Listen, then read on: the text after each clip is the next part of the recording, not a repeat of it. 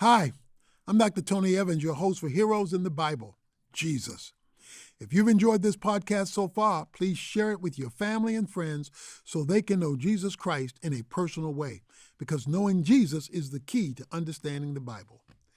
Welcome to the greatest story ever told. It is a story of a shepherd's heart for his sheep, a father's love for his children, and a hero's triumph over death and darkness. This is a story that continues to shape and mold the world around us, bringing the divine heart of God right into the hearts of you and me. This episode is about faith and what God is able to do with just one small step. People who are desperate, sick, blind, hungry, and sinking will all meet Jesus in a profound way. Each of them have small yet significant acts of faith that produce wonders. Episode 10 is special in the way it compacts the greatest of Jesus in just one episode. You and I will get to experience the highs and lows of death, sickness, life, and healing. Each moment in this story will highlight the magnificence of Christ in a unique way. Take it all in and let yourself sit in awe of our God. This episode will begin with a unique prelude. We will revisit John the Baptist for the last time as he sits in a cell awaiting death. His time in prison and the thoughts that swirl around his head before his final breath remind us that even in death we can sigh a hallelujah to our King. This life does not promise us comfort.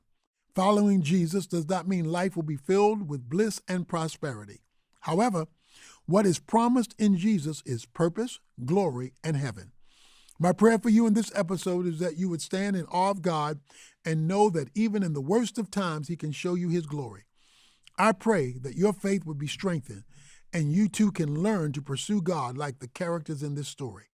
Let us begin with my favorite episode yet, episode 10, God or Ghost.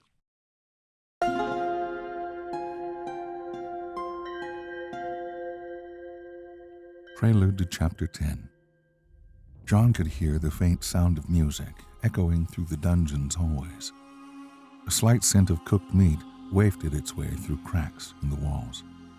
Herod was throwing another party, and John didn't know it yet, that he was about to be the honored guest. Herod had arrested John for speaking out against him. He had taken his brother's wife as his own. John, being a man to proclaim repentance, did not spare the rich and powerful. He called Herod to repentance and urged him to turn from his ways back to God. John's fame had magnified his message and shamed Herod and his new wife Herodias. Out of anger, Herod captured John to silence him. Even though John was captured, Herod still feared him. John was a man of God, and a popular one at that. One false move and Herod may find riots outside his home. However, Herodias, Herod's stolen wife, teemed with hatred against him. She wanted his head rolling off his shoulders. She wanted him hung from his own entrails. As long as John the Baptist lived, so did her shame. It was Herod's birthday, and the palace was filled with drunken generals and city officials. Wine flowed like a river through the hallways, and Herod slowly lost grip of his wits. Herodias watched Herod bumble around, drunk, sitting on his throne. She knew that he was in prime condition to be manipulated. Herodias gestured for her daughter to come forth. You see Herod over there? She whispered. That drunken fool would do anything for you if you gave him something pretty to look at. Go, my darling, and fetch me a favor. The woman and her daughter looked at one another slyly. Herodias' daughter was a beautiful young woman and sought after by many men in the city. She sauntered out into the main hall where Herod and his friends drank. She moved sensually towards Herod, erotic music haunting in the background. Herod followed her hips as they moved to the music. She came in close to him, still swaying to the instruments. Her lips came close to his ears as she danced close to him. Then she pulled away, allowing the entire room to watch her move. Herod and every one of his men were mesmerized and aroused. Dull of thinking, Herod blurted out, "Ask me anything." His words slurred and his cheeks blushed. He stood to his feet, unable to get a good balance. He slumped back into his chair, laughing. "Come here, girl," he said. The girl looked back where her mom was watching. She walked up to him. Herod drew her in close. "Ask me anything and I will do it. I will give you up to half my kingdom." The girl looked back to her mother. The two of them smiled. She giggled and tugged on a tuft of Herod's beard. She drew her lips in close to his ear and whispered, There is one thing you could give me. Herod's eyes closed. He smiled, nodding for her to continue. I want the head of your special prisoner. She said, with malice in her seductive voice. Give me the head of John the Baptist. Herod's eyes widened at the request. Her words sobered him. He had promised her anything in the company of his generals. He was unable to go back on his word. Herod nodded to the captain of his guard. John's cell doors slammed open. Blinding light burst through. He looked up to see 4 guards standing at the entrance with a bag, a platter, and an axe. He sighed deeply. He had thought about this moment for quite some time. He knew his end was near. He stood to his feet and walked towards them. They bound him and drug him out to the back of the palace. John's head was shoved onto the cold stone table. He thought of his words to the disciples that one morning on the shore. He must increase, but I must decrease. John shook his head, laughing at where he was now. There was no way to decrease more than what he was about to do. John smiled, closed his eyes, and allowed the axe to fall on his neck. John's head was handed to Herodias on a silver platter. She had had her revenge, yet the glory of John the Baptist could not be severed. His words, legacy, and memory was tied up in the person of Jesus. Her petty plan to rid herself of shame fell flat.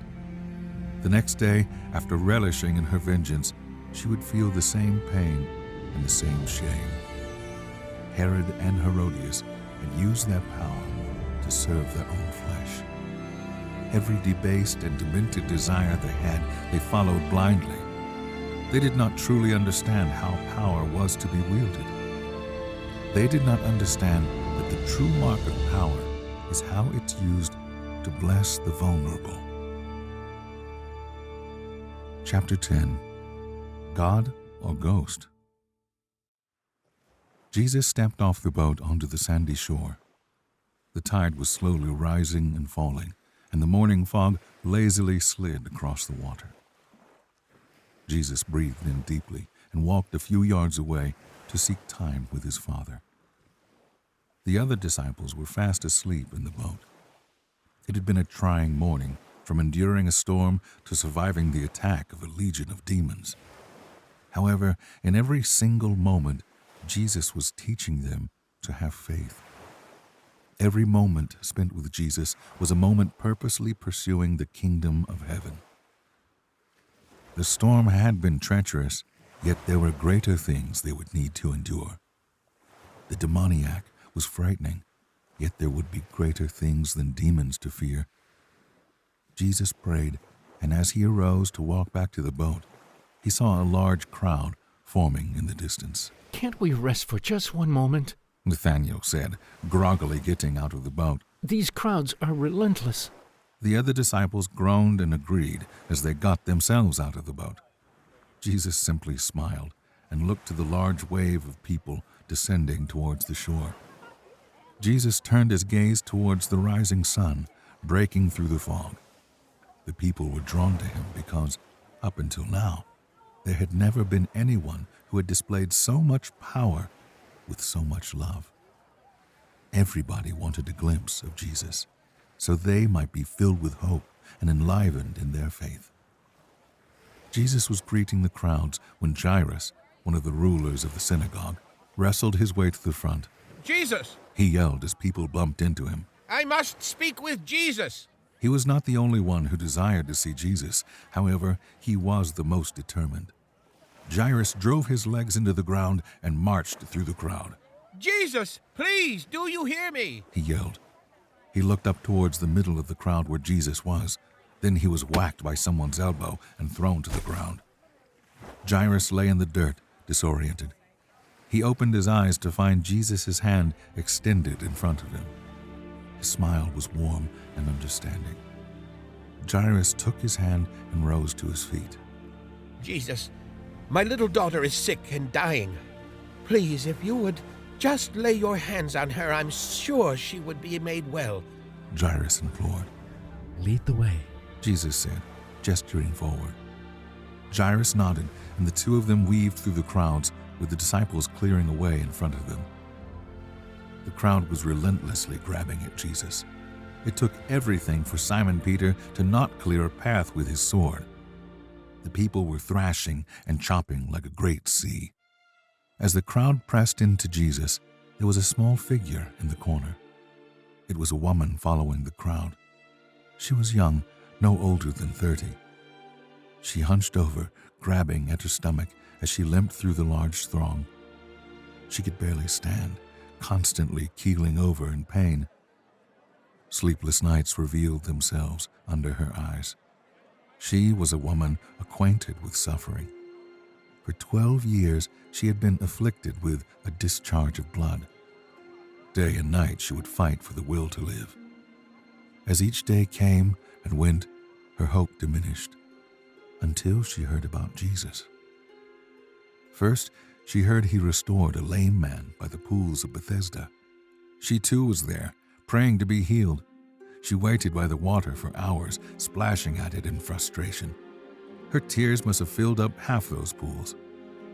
Then she heard he had healed a leper. There were eyewitnesses of the man's limbs growing back as soon as Jesus touched him. She began to wonder if Jesus could ever heal her too. Then there were whispers from Nain. She had heard rumors of a man once dead, brought back to life. That was when she knew Jesus was more than just a mysterious wanderer with tricks. He had power, true power. She could see Jesus' back as she crawled through the throng of people. He was there. He was real. Her tired eyes widened and she picked up her pace. Her crawling turned into a run, and just as she thought she was close, a member in the crowd kicked her to the ground, trying to get to Jesus. The woman cried out in pain. The sounds of the people drowned out her screams. Tears streamed down her face as she lay on the floor. People stepped over her as they made their way to the center. She picked herself up to her hands and knees, only to get kneed in the jaw by another unaware member of the crowd. She fell face first into the dirt, blood filling up in her mouth.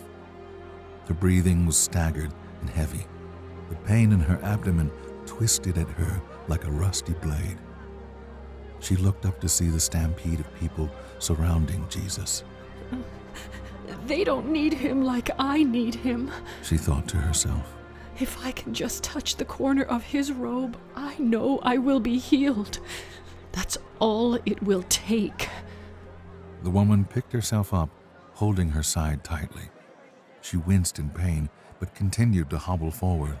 All I need is to be near him. She thought. Just one small glimpse. She came closer to the center of the crowd, being shoved in every direction. She kept her gaze fixed on Jesus. She did not take her eyes off him. Whatever it takes, she whispered to herself. She could feel drops of blood running down her garments. It was beginning again. She felt the warm blood drip down her leg, leaving a trail behind her. For 12 years, her ailment had been a source of shame and anguish. It had isolated her, kept her from marriage, and sequestered her to a life away from the world. Now, just a few feet away from her, stood her liberation.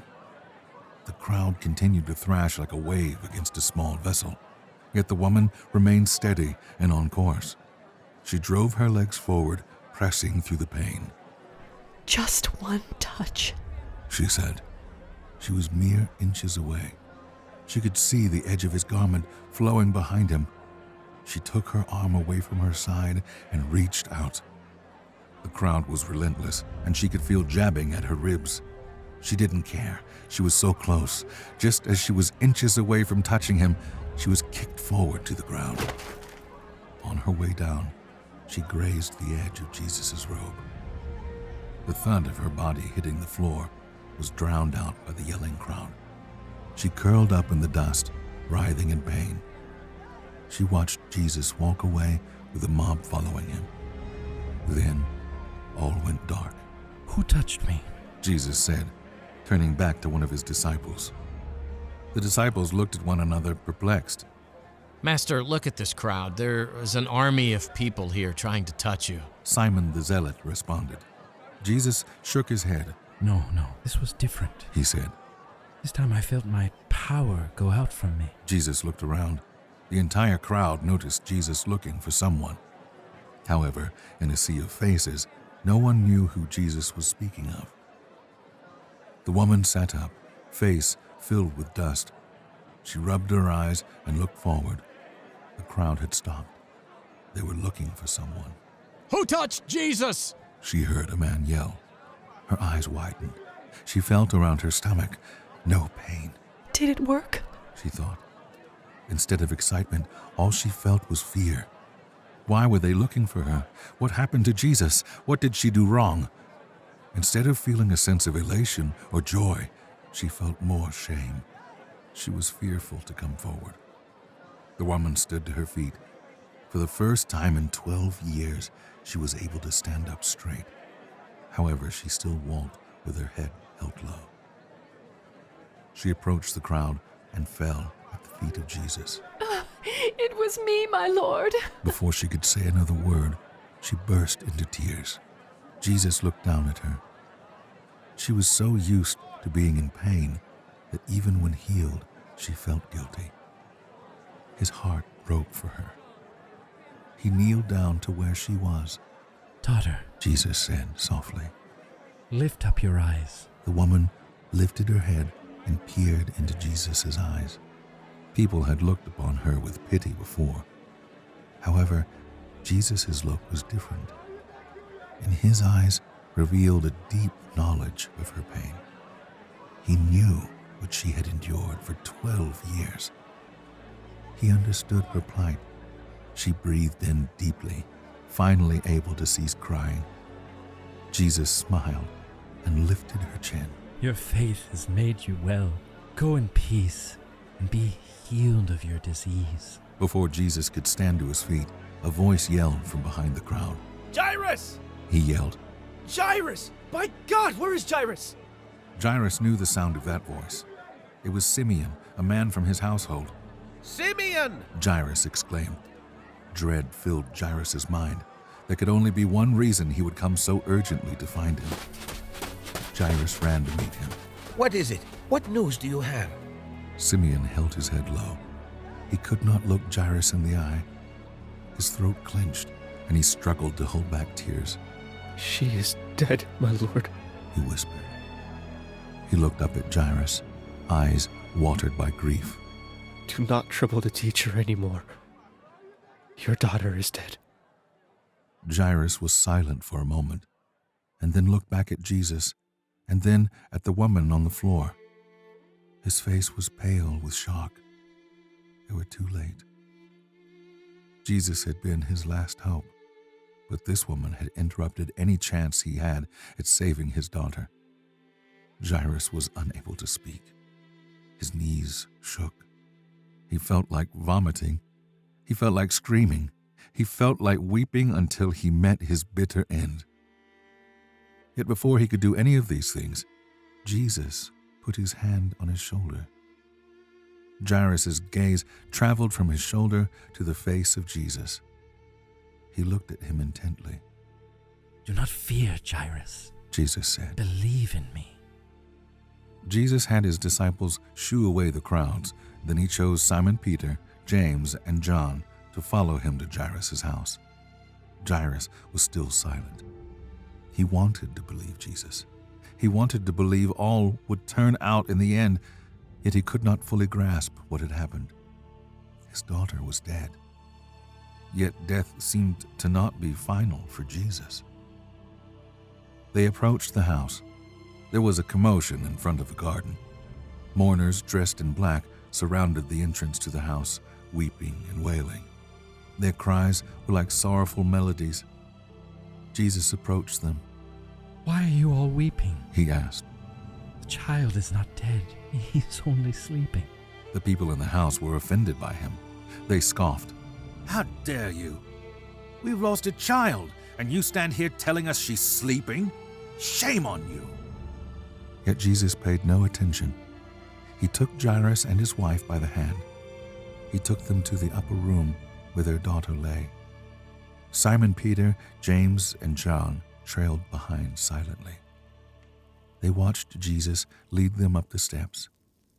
They reached the entrance and stopped. Jairus pulled his hand away and shook his head. He could not look at his daughter. He could not bear the pain of seeing her dead. He put his face in his hands, sobbing silently. Jesus opened the door softly. He stepped in to see the little girl laying in her bed. Her face was pale and lifeless. There was no restless stirring of a dreaming child or sounds of her soft breathing. There was no life in the room.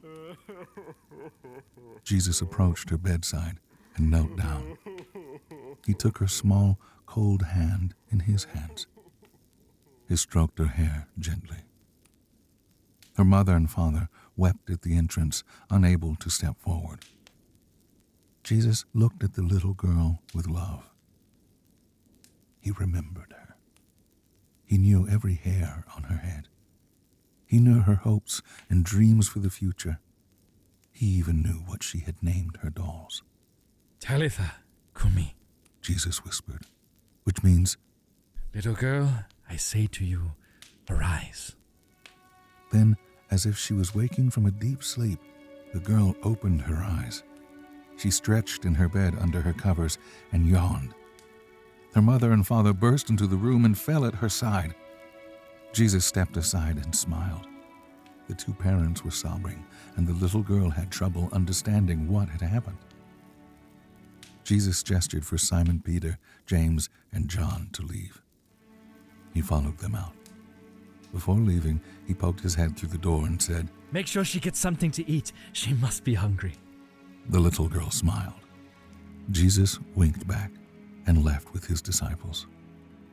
Jesus passed on from there.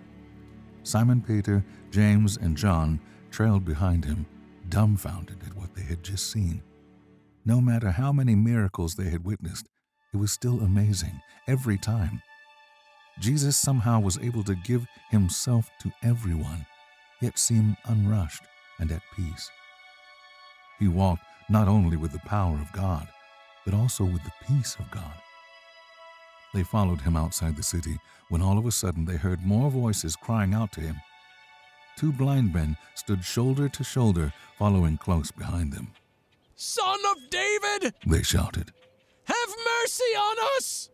Jesus looked back and paused. He waited for them to draw near. Before they could walk past him, he embraced them. Do you believe that I am able to heal you? Jesus asked them. Yes, Lord! They responded, shaking in place out of excitement. Jesus loved that they anticipated healing from him. For them, it was not a matter of whether Jesus was able to heal them or not, but a matter of whether it was a part of his will. He touched their eyes with his hands. Well then, let it be done according to your faith. And as Jesus said this, the darkness that had plagued them for years was stripped away by bursting light. Coming into focus through that light was the face of Jesus. He smiled and told them to keep what they had experienced a secret. However, their joy was overflowing to the brim. As they left Jesus' presence, they proclaimed his mighty works throughout the city. A truly transformed life cannot keep a secret for long. The multitudes grew, and soon more than 5,000 people gathered to hear Jesus teach. They followed him into the hills outside Galilee. Jesus once again used the opportunity to preach about the kingdom of God. His prose was enchanting, and his philosophy was steady. There was no teacher like him. He commanded the thousands, and they hung on every word he said. As soon as he finished, he turned to Philip and said, How much would it cost to feed these people? Surely we cannot leave them to travel home hungry. Philip laughed, thinking Jesus was joking. He saw the seriousness on Jesus' face and composed himself. He cleared his throat and said, A 6 months' wage would not be enough to feed this many people, Jesus. Jesus ignored his replies. He scanned the crowd as a shepherd would his sheep. I believe I saw a young boy here who had about 5 barley loaves and 2 fish. Andrew said. Other than that, I have not seen any food in the whole crowd. Philip shook his head. Ah, yes, perfect. A boy's mother packed his lunch. Shall we have all 5,000 people form a line? Or maybe they could all take turns nibbling on the end of the fish, like rodents. Philip joked. Jesus playfully slapped Philip's back. Perfect, he exclaimed. Have the people sit down to eat. Jesus then walked forward to go find the boy. The disciples exchanged looks with one another, as they often did. It was a very common occurrence for them to feel like they were following a lunatic. However, every single time, Jesus proved himself to be exactly who he said he was. After all, God did not always work in conventional ways. He had the Israelites march around a wall 7 times before it came crumbling down. He used a fish to swallow a man for 3 days to teach him a lesson. He made a donkey speak to rebuke a prophet. All of these things seemed like foolishness, but ultimately fulfilled the purposes of God. So the disciples simply shrugged and seated all 5,000 people into smaller groups. The afternoon sun was just beginning its descent across the sky. Its rays shone on the multitude sitting in the grassy hills below. The light breeze dulled the harshness of the warm beams. People were content to sit in groups, waiting to see what Jesus would do next. There was a joyous anticipation for how he would proceed. Some looked up in the sky, wondering if Jesus would send manna down from heaven. As the disciples seated the people, Jesus approached the boy with 5 loaves and 2 fish. He knelt down and met him at eye level. Jesus greeted him and gestured towards the loaves and fish. You were very smart to pack food for yourself, Jesus said with a smile. How would you feel about sharing these with everyone else? The boy looked down at his food. He was hungry and didn't see much point in sharing when it wouldn't feed all the people anyway. How will this be enough? The boy asked. I feel like this is too small to make a difference. Jesus grinned from ear to ear. But you see, all things are possible with God. Whatever little you may have, he can use it. The boy looked at his meal one more time, then gave it to Jesus. Thank you, Jesus said. He walked up the hill with the 5 loaves and 2 fish, gesturing for his disciples to fetch baskets along the way. Jesus raised the food high in the air for all to see. He blessed the food and thanked God for the abundance. A few of the disciples rolled their eyes. Then Jesus broke up the bread into pieces and distributed them in the baskets. He did the same with the fish. Here we are, Jesus said. Now pass the food out to people. They've waited long enough. The disciples took the baskets. They were light at first, nearly empty as they began passing out pieces to the groups sitting in the grass. However, with each person they passed, the basket became heavier and heavier. It was as if 3 new pieces were placed in for every piece that was passed out. Eventually, the disciples were dragging the baskets to each group. Every person had their fill of bread and fish. Jesus looked out, admiring the laughter over food.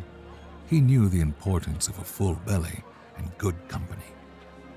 The disciples made their way up the hill, heaving the baskets up behind them. After all had been fed, they still had baskets of leftover food. They finally made it up to Jesus, gasping for air. Matthew and Judas lay on the grass, laughing at how tired they were. They had managed to feed over 5,000 people, with just 2 fish and 5 measly barley loaves. All the crowd watched as Jesus was able to bless an entire sea of people with the generosity of one boy. He demonstrated that God does not need excess to use people for his glory. He uses the small and the insignificant things of this world to prove his power. He blessed thousands with the faithfulness of one. The boy with 2 fish and 5 loaves served as a reminder to every disciple that God is able to use anything to accomplish his purposes. The people stood and cheered. They had seen Jesus heal the lame and give sight to the blind. However, now they had seen him make food appear out of thin air. This caused them to rave even more. "He should be made king," they exclaimed. "Nobody will ever hunger again." They shouted. "Down with Caesar! Let Jesus arise and give us bread!" They chanted. As the crowds lifted their voices, they stormed up the hill to grab hold of Jesus to make him king. Jesus knew that if he stayed 1 minute longer, the crowd would overtake him and force him to be their king. They were desperate to be fed and taken care of. However, they missed the true purpose of Jesus' miracle. He did not simply desire to feed people. He desired to showcase the potential in every person to make a difference. He desired to showcase God's power. However, the people were intent on making him king. Jesus grabbed his disciples and told them to board their boat and leave. They would not be safe with the crowd growing more violent. Jesus watched the disciples run down the hill towards the sea. Then he withdrew behind a few stones and retreated up the mountain to be alone with God. There he sat in the presence of his Father for hours. The disciples floated out in the open waters, watching the sun gracefully descend past the horizon. As the night drew closer, the waters began to stir. A bone-chilling wind blew across the water, and the moon was hidden behind the incoming fog. All night, the disciples shivered and huddled together to hide from the wind. It was sharp against their faces and blew from 2 sides of the sea. Its noise was like a rumbling voice calling out from the deep. The sea seemed to moan in agony, like a tormented soul. The men became frightened that they were not alone in the open waters. They could sense the presence of another behind the fog. The wind continued to murmur as the boat creaked back and forth. Thaddeus looked out into the dense fog. In the distance, he saw a figure walking towards them over the waters. He rubbed his eyes and peered closer. The figure was drawing closer. He jumped back from the edge of the boat and stumbled into a few of the other disciples. Thaddeus could not believe his eyes. It's a ghost! The others began to panic. Thaddeus pointed into the distance. A silhouetted figure was making its way toward them. God have mercy on us, it's a ghost! Row! James yelled. Row for your lives! The disciples took different paddles as Andrew let loose the mainsail. However, the wind was too violent for them to make any progress. Panic began to set in. They were trapped in a prison of wind, doomed to be devoured by a ghost of the sea. Then, a voice called out from the fog. "Take heart, my friends! It shouted. It is I, do not be afraid." The men leaned over to the edge of the boat. Emerging from the fog, they could see Jesus walking on water towards them. He walked firmly against the moving sea, maintaining poise with each step. Simon Peter was the most intrigued. He had been a man of the sea his entire life. His father and his father's father were all fishermen. Never before had he witnessed such a thing. His heart began to race. The thought of being one with the water was enticing. He looked up at Jesus. He could see his confidence as he stood on the moving swell. "Lord," Simon Peter said, "if it is you, command me to come out to you." The freezing winds were relentless against Simon Peter's face. Yet his gaze remained fixed on his Lord. "Come then," Jesus said. He opened out his arms and beckoned Simon Peter to step out. He sat on the vessel's edge, refusing to look down at the water. Instead, he kept his sight on Jesus like a lighthouse. Simon Peter could hear the rushing waters chop underneath the boat. He breathed in deeply, nodding to Jesus. Then, in a moment of pure faith, he jumped out with his legs extended. His heart stopped beating for that brief moment. He was airborne, fully prepared to be submerged in water and thrashing under the surf. However, he landed firmly on the top of the waters, standing as if on a pillow of grass. The disciples gasped in awe. Simon Peter refused to look down at his feet. He refused to look back at the others. Instead, he looked longingly at his master in front of him. Every step was a rush. The wind howled and the seas raged around him, yet there was this brief and beautiful moment of him walking where no man had walked before. Simon Peter walked towards Jesus as a son would to his father. However, his pace was interrupted as a gust of wind raged against his face. His gaze was thrown off Jesus, and all of a sudden, Simon Peter was gravely aware of his surroundings. He looked at the violent waves thrashing around him. He listened to the sharp shrieks of the wind. Then he looked down to see the deep abyss gazing up at him. Simon Peter felt the support of his feet give way as he dropped into the cold blackness. He was consumed by the waters and sank deep into the belly of the ocean.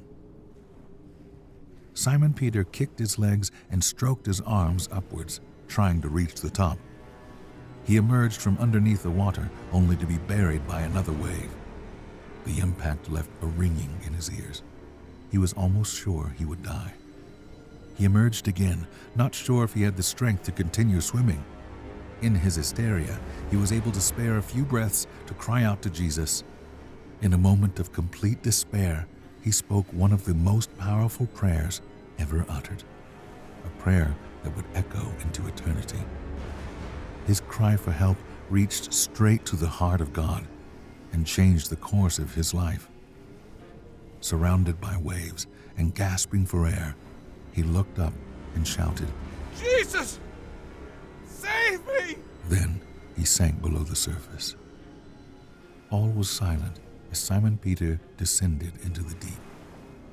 He peered up at the small sliver of moonlight above. He wondered if this would be the end of his journey. Would the greatest moment of his life be followed by his demise? He knew Jesus was above him. He could see the silhouette of his feet resting on the surface of the waters. Then, two arms reached down and grabbed Simon Peter from the depths. It was as if the arms of God burst through the heavens into the dark world below. He grabbed Simon Peter and lifted him out of the darkness. Simon Peter was lifted through the water into the arms of Jesus. He carried him to the boat and placed him gently inside. Simon Peter looked over his shoulder. The fog had cleared and the wind ceased its howling. The horizon lit up with bright orange as the sun rose above the shoreline. All the disciples looked at Jesus. The sea was as still as glass now, and Simon Peter wept tears of joy. He turned his face to Jesus. His gaze warmed him more than the sun itself.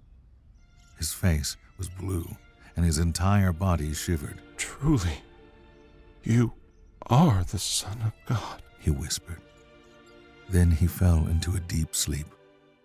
Simon Peter's experience showcased the human experience in its entirety. His fear, worry, and doubt were quickly replaced with joy and thrill as he walked towards Jesus. However, he lost sight and fell deep into despair. He thrashed, swam, and gasped for air, yet he could not save himself in his own strength. He needed an intervention. He needed a rescue from above the waves. While Simon Peter was a victim of the ocean, Jesus walked above it. And while humanity was victim to sin and death, Jesus would rise above it.